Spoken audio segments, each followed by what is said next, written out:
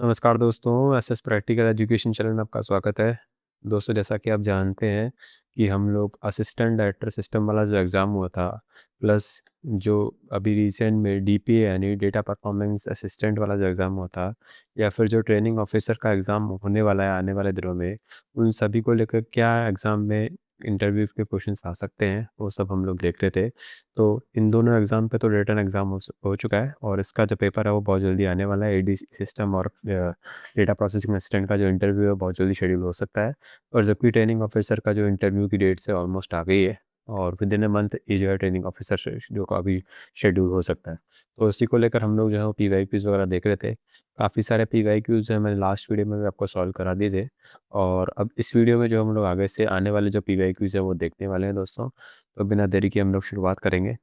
उससे पहले जो लोग अगर एसएस प्रैक्टिकल एजुकेशन चैनल पर नए हैं और चैनल को सब्सक्राइब नहीं किया है तो चैनल को भी सब्सक्राइब कर दीजिएगा, जिससे आपके पास लेटेस्ट अपडेट्स एंड नोटिफिकेशंस जो है वो आते रहें। तो चलिए शुरुआत करते हैं इस वीडियो में। पहला क्वेश्चन है, why is ARP consider a security risk? ARP को सिक्योरिटी रिस्क क्यों कहा जाता है? तो दोस्तों, जब कभी भी इस टाइप के क्वेश्चन अगर एग्जाम में पूछे जाते हैं तो आपको सबसे पहले पता होना चाहिए कि एआरपी एक्चुअली में होता क्या है। तो एआरपी एक्चुअली में एड्रेस रिजोल्यूशन प्रोटोकॉल होता है, जो कि आईपी से मैक को फाइंड करने में हम लोग की हेल्प करता है। बेसिकली इसमें हम लोग कोई भी ऑथेंटिकेशन मेथड यूज़ नहीं करते हैं, ठीक है। डायरेक्ट हम लोग क्या करते हैं, आईपी से जो मैक एड्रेस है या फिर जो हम लोगों का जो डीएनएस एड्रेस है उसको फाइंड करते हैं, ठीक है। अब मान लो कि क्या होगा कि कोई अगर स्पूफिंग कर दे, ठीक है। लेट्स सपोज कि कोई मै स्पूफिंग कर दे। स्पूफिंग का मतलब अगर आपने नहीं पता है तो मैंने आपको क्रिप्टोग्राफी में पढ़ाया था कि स्पूफिंग होता है कि बाइंड करना, यानी अपना कोई आईपी इसमें शो करना, ठीक है। लेट्स सपोज़ कि एक मेरा रिज़ॉल्यूशन है जो कि किसी आईपी को गूगल.com पे रिज़ॉल्व करता है, ठीक है। अब मैं इसको किसी और आईपी के थ्रू बाइंड कर दूँ बैकएंड में, तो जो मेरा रिज़ॉल्यूशन होगा वो चेंज हो जाएगा और इसी को हम लोग स्पूफिंग कहते हैं, यानी एआरपी स्पूफिंग कहते हैं, ठीक है। तो इस टाइप के सिक्योरिटी रिस्क आ सकते हैं क्योंकि इसमें कोई भी ऑथेंटिकेशन वगैरह नहीं होता है। तो इसका जो प्रॉब्लम होगा वो एआरपी जो है वो स्पूफिंग के कारण इसमें इश्यूज़ आ सकते हैं। तो यहाँ पे भी ये बताया मैंने कि इसमें लैक ऑफ ऑथेंटिकेशन होता है और कोई भी अटैकर जो है वो एआरपी स्पूफिंग कर सकता है। लेट्स सपोज़ कोई विक्टिम का गेटवे है, यानी कि जो एंड यूज़र है उसका गेटवे कोई यूज़ कर रहा है, ठीक है। और उसने अपना मिड में एक अपना खुद का गेटवे या फिर खुद का मैक एड्रेस डाल दिया, तो अब जो भी ट्रैफिक होगा वो सारा का सारा उसकी साइट पे डायरेक्ट होगा। कई बार आपने देखा होगा कि जो फेसबुक वगैरह के पेजेस होते हैं वो फेक पेजेस कई बार क्रिएटेड मिलते हैं और जब आप इसमें अपने लॉगिन क्रेडेंशियल डालते हैं तो उसको क्या है वो अपनी साइट पे रिडायरेक्ट कर देता है। तो एआरपी में भी यही चीज़ होती है कि बैकएंड से अगर आपने किसी और को बाइंड करा दिया किसी और एड्रेस पे, तो फिर वो आपको रिडायरेक्ट करेगा, ठीक है।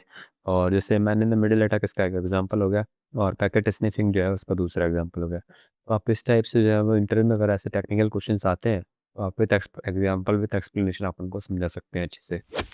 सिमिलरली एक अच्छा क्वेश्चन ये भी है कि नेट को हम लोग एज ए पॉजिटिव भी देखते हैं और एज ए प्रॉब्लम भी को देखते हैं। तो अगेन आपको नेट पता होना चाहिए। नेटवर्क एड्रेस ट्रांसलेशन इसकी फुल फॉर्म होती है और ये बेसिकली क्या करता है, जो सिस्टम के जो IPv4 एड्रेस होते हैं इनको हाइड करने में हेल्प करता है।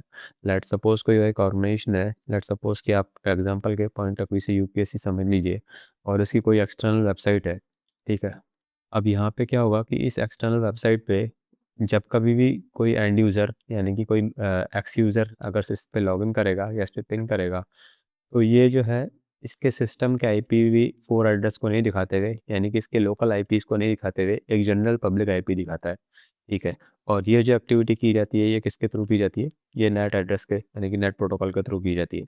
यानी यूपीएससी के या फिर किसी भी सिस्टम के इंटरनल IPv4 एड्रेस को नहीं दिखा के सिर्फ एक कॉमन IPv4 एड्रेस दिखाना या यूँ कहें पब्लिक IPv4 एड्रेस दिखाना, जिससे कि उसको पता नहीं चल पाए कि उसके इंटरनल नेटवर्किंग कैसे हो रही है, उसको हम लोग नेट के थ्रू करते हैं, यानी नेटवर्क एड्रेस ट्रांसलेशन, यानी कि जो उसका एड्रेस है उसको हम लोग ट्रांसलेट करते हैं। और ये इसका सबसे बड़ा एडवांटेज है कि ये जो है हम लोगों की सिक्योरिटी एक तरह से प्रोवाइड करता है, इंटरनल आईपीज़ को हाइड करने में हमारी हेल्प करता है। कई बार ये प्रॉब्लमेटिक भी रहता है, तो उसके क्या कारण है? तो बेसिकली प्रॉब्लमेटिक यही कारण है कि कई बार क्या होता है कि एंड टू एंड कनेक्टिविटी जो है ब्रेक हो जाती है। यानी कि जब आप इसको हाइड करते हो, ठीक है, 1 मिनट दीजिएगा, मैं इसको थोड़ा-सा इरेज़ कर देता हूँ। तो बेसिकली जब आप IPv4 एड्रेस को हाइड करते हो, ठीक है, IPv4 एड्रेस को हाइड करते हो, तो कई बार एंड टू एंड कनेक्टिविटी जो मेरी है वो ब्रेक हो जाती है। इस वजह से भी प्रॉब्लम क्रिएट हो सकती है। तो इसलिए हम कई बार ये प्रॉब्लम फेस करता है। बट मोस्टली नेट के केस में जब कभी भी आपसे पूछा जाएगा, तो आईपी हाइडिंग के केस में अगर पूछा जाएगा क्वेश्चन तो उसको लेके क्वेश्चन आ सकते हैं। ठीक है, तो आप इसको ऐसे एक्सप्लेन कर सकते हैं। ये पीडीएफ से भी आप नोट्स ले सकते हैं। कमेंट करके आप मुझे रीच आउट कर लीजिएगा अगर ये पीडीएफ आपको चाहिए, तो मैं ये भी आपको शेयर कर दूँगा, जिससे आप एग्ज़ाम में डायरेक्ट ये पीडीएफ पढ़ के जा सकते हैं और उसका काफ़ी हेल्प रहेगा। कंज़र्व आईपी4 एड्रेस को कंज़र्व करता है, उसके अलावा हमारे इंटरनेट में प्रोवाइड करता है, जैसे मैंने आपको बताया। कुछ डिसएडवांटेज इसके रहते हैं, एंड टू एंड कनेक्टिविटीज़ में कई बार ब्रेक हो जाती है और कॉम्प्लिकेट होता है वॉइड के लिए। ये है, जी हाँ, बिल्कुल। जो वॉइस ओवर इंटरनेट प्रोटोकॉल है, उसमें हम लोग जो है आईपी4 एड्रेस को ईज़िली हाइड नहीं कर पाते, तो उस केस में थोड़ा-सा कॉम्प्लिकेट हो सकता है। और पॉइंट टू पॉइंट कनेक्टिविटी के लिए भी, जैसा कि एंड टू एंड कनेक्टिविटी है, उसके लिए भी थोड़ा डिफ़िकल्ट हो सकता है। तो इसके कुछ डिसएडवांटेज अगर आप 1 या 2 भी आप बता देंगे एग्ज़ाम में, तो काफ़ी हेल्पफुल रहेगा। अब अगले क्वेश्चन पे आते हैं, why can network show 0% packet loss but still have poor performance. काफ़ी अच्छा क्वेश्चन है, इंटरव्यू के पॉइंट ऑफ व्यू से ऐसे लॉजिकल क्वेश्चंस ज़्यादातर आते ही हैं। तो बेसिकली क्या कहना चाह रहा है कि जैसे मेरा कोई इंटरनेट है या आपका घर का वाईफाई मान लो, ठीक है? मैं इसको आपको शॉर्ट फॉर्म में ईज़ी एग्ज़ाम के पॉइंट ऑफ व्यू से याद करने के हिसाब से बता रहा हूँ। आपके घर का वाईफाई है, राउटर लगा हुआ है आपके सिस्टम में। अब आप देख पा रहे हैं, जब आप अगर एडमिन कंसोल पे जाएँगे, तो उसमें दिखाता है कि कितना परसेंट पैकेट लॉस हुआ। ठीक है, लेट्स सपोज़ कि वो जो पैकेट लॉस है वो 0% दिखा रहा है।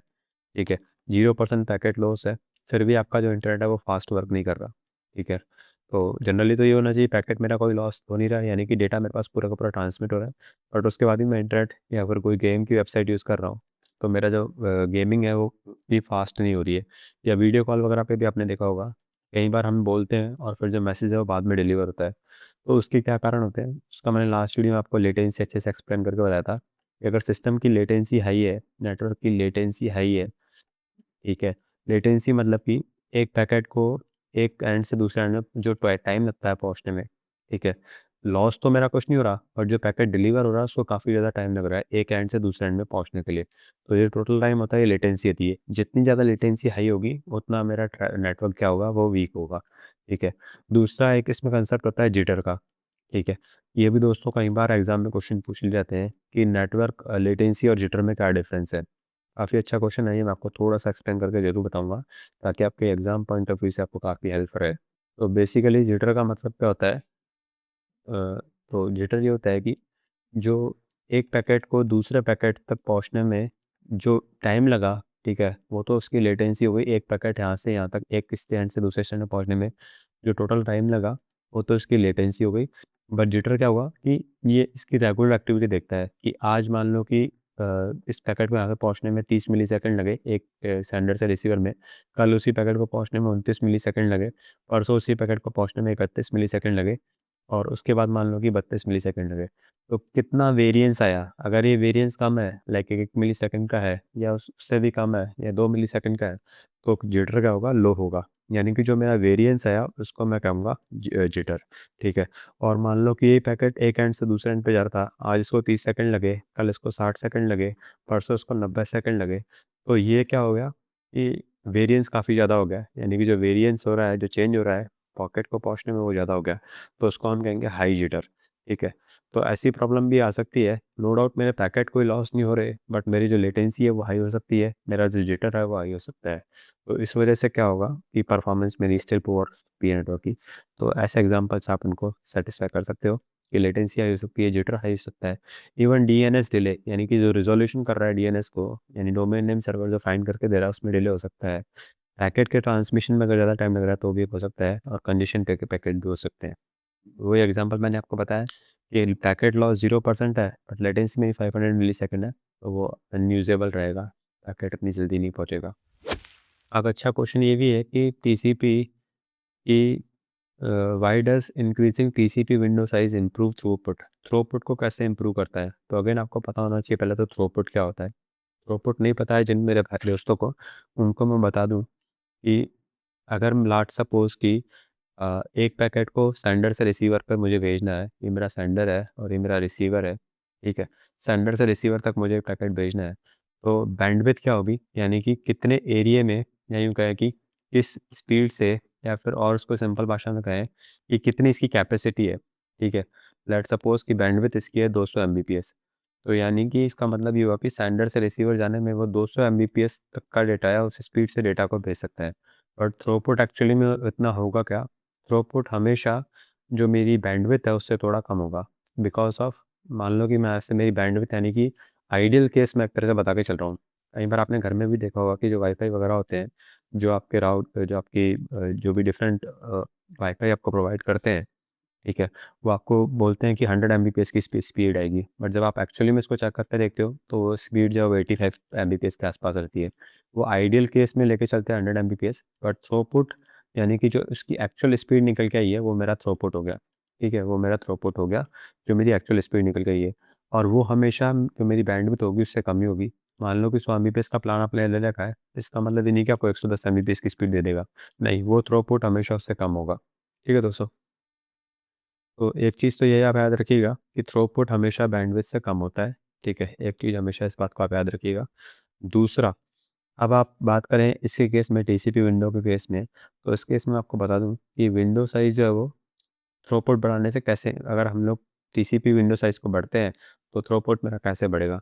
बेसिकली थ्रूपुट इसीलिए बढ़ेगा कि आपने विंडो साइज़ बढ़ा दी, यानी विंडो साइज़ आपने बढ़ा दी, तो उसका एक्चुअली में विंडो साइज़ का डायरेक्ट प्रोपोर्शनल होता है और डिवाइड बाय आरटीटी यानी राउंड ट्रिप टाइम जो होता है उसके इक्वल होता है। थ्रूपुट मेरा हमेशा विंडो साइज़ जितनी ज़्यादा होगी, उसके डिवाइड बाय आरटीटी रहता है इसका फॉर्मूला। तो एक चीज़ आप ये याद रखेंगे कि थ्रूपुट विंडो साइज़ को बढ़ाने पे हमेशा बढ़ेगा, बिकॉज़ ऑफ ये जो इनका रिलेशन होता है TCP equals to window size upon RTT, यानी राउंड ट्रिप टाइम जितना ज़्यादा होगा, मेरा थ्रूपुट उतना कम होगा। ऑब्वियस सी बात है कि पैकेट को सेंडर से रिसीवर में आने में ज़्यादा टाइम लग रहा है, तो मेरा थ्रूपुट कम हो जाएगा, उसकी जो स्पीड है वो कम हो जाएगी। तो आप इसको इस एग्जांपल के थ्रू समझा सकते हैं। मोर पैकेट्स इन फ्लाइट्स और better utilisation of higher latency network, ये आप बोल सकते हैं कि मेरी विंडो जो है वो बड़ी है, इसलिए पैकेट क्या होंगे ज़्यादा, मैं पैकेट को फ्लाई कर सकता हूँ, फ्लाई मतलब कि भेज सकता हूँ, सिंपल, ठीक है? और हाई लेटेंसी लिंक कम है, अच्छे से यूज़ कर सकता हूँ। जो मेरे वैन होते हैं, वाइड एरिया नेटवर्क्स होते हैं, सैटेलाइट नेटवर्क्स होते हैं, इनमें विंडो साइज़ काफ़ी ज़्यादा होती है और इसीलिए काफ़ी ज़्यादा यूज़फुल रहते हैं। दोस्तों, आपके अगर कोई डाउट हो तो आप मुझे कमेंट करके भी रीच आउट कर लीजिएगा। मैं डेफ़िनिटली आपकी हेल्प करूँगा सॉल्व करने के लिए। अगले क्वेश्चन पे आते हैं दोस्तों। तो why is IP four consider more scalable than IP four? आईपीवी6 को क्यों इससे ज़्यादा स्केलेबल माना जाता है? इसका एग्ज़ाम्पल मैं आपको बताना नहीं चाहूँगा। आई थिंक आपको समझदार है कि आईपी4 आईपीवी6 क्या इसक्यों स्केलेबल माना जाता है। सबसे अच्छा है तो उसका रीज़न ये है कि 128 बिट का होता है, ठीक है? तो मेरे जो जितने कितने इससे आ सकते हैं वो मैं आपको बता सकता हूँ। इससे मेरे पास 2 की पावर 128 में जो नंबर ऑफ होस्ट है वो क्रिएट हो सकते हैं, जबकि इसे 32 बिट का होता है, तो इससे मेरे पास 2 की power 32 number of host create हो सकते हैं। इसलिए जनरली जो आजकल हमारे पास आईओटी डिवाइसेज़ आ रही है, या हर डिवाइस में हमको एक आईपी चाहिए, तो इसलिए हम लोग आईपीवी6 एड्रेस की तरफ जा रहे हैं। ऐसे नॉर्मल एग्जांपल देके आप अच्छे से समझा सकते हैं इनको, जो भी आपसे इंटरव्यू में अगर इस टाइप के क्वेश्चन आते हैं तो। एड्रेस स्पेस के अलावा हेडर भी इसका सिंपल होता है और राउटिंग भी काफ़ी अच्छी होती है, और नेट की भी यहाँ पे रिक्वायर्ड नहीं होती। जैसा मैंने आपको बताया कि नेट के कुछ डिसएडवांटेज भी होते हैं, तो नेटवर्क एड्रेस ट्रांसलेशन की इसमें रिक्वायर नहीं होती है, और ऑटोमेटिकली इसको कॉन्फ़िगर कर सकते हैं। तो ये सब इसके एग्जांपल भी आप इसको बता सकते हैं दोस्तों एग्ज़ाम में। अब एक क्वेश्चन और देख लेते हैं। Can a switch create a broadcast storm? भाई, एक स्विच क्या ब्रॉडकास्ट स्टॉर्म क्रिएट कर सकता है? बिल्कुल कर सकता है। क्या कैसे कर सकता है? लेट्स सपोज़ एक स्विच है S1, ठीक है? और ये एक स्विच है S2। ये इसको ये इससे कनेक्टेड है और ये इससे कनेक्टेड है। ये इसको एक्नॉलेजमेंट देने की कोशिश कर रहा है, ये इससे एक्नॉलेजमेंट रिसीव करने की कोशिश कर रहा है। ये वेट कर रहा है कि ये मुझे रिस्पॉन्ड करेगा, और ये वेट कर रहा है कि ये मुझे रिस्पॉन्ड करेगा। तो ये क्या होगा, एक इनफाइनाइट लूप में चलते रहेंगे। ठीक है? इनका लूप आपस में चलता रहेगा ये इनफाइनाइटली। एक आप ऐसे करके बता सकते हैं कि एक लूप कंटिन्यू चलता रहेगा। तो ये बिल्कुल ब्रॉडकास्ट स्टॉर्म क्रिएट कर सकते हैं, और इसका सॉल्यूशन आपको पता ही होगा क्या होगा। स्पैनिंग ट्री प्रोटोकॉल जो होता है एसटीपी, वो इसका सॉल्यूशन होता है। नहीं पता है तो इसको आप याद रख लीजिए, क्योंकि अगला क्वेश्चन इंटरव्यू का यही होगा कि जब आप बोल देंगे कि स्विच भी है, प्रॉब्लम क्रिएट कर सकता है इस टाइप की, स्टॉर्म टाइप की, तो वो ये पूछेगा कि फिर इसका सॉल्यूशन क्या है। तो सॉल्यूशन आप इसका बता सकते हैं। जो एसटीपी होता है, स्पैनिंग ट्री प्रोटोकॉल, वो इसका सॉल्यूशन बताता है। तो एसटीपी इसका यहाँ पे सही आंसर हो जाएगा। तो दोस्तों, आगे और भी क्वेश्चन है जो हम आने वाली क्लासेस में करने वाले हैं। कुछ आपका डाउट है किसी भी चीज़ को लेके, तो आप मुझे रीच आउट कर सकते हैं, और चैनल पर नए हैं तो चैनल को भी सब्सक्राइब कर दीजिएगा। थैंक यू सो मच दोस्तों for watching the video, and have a good day.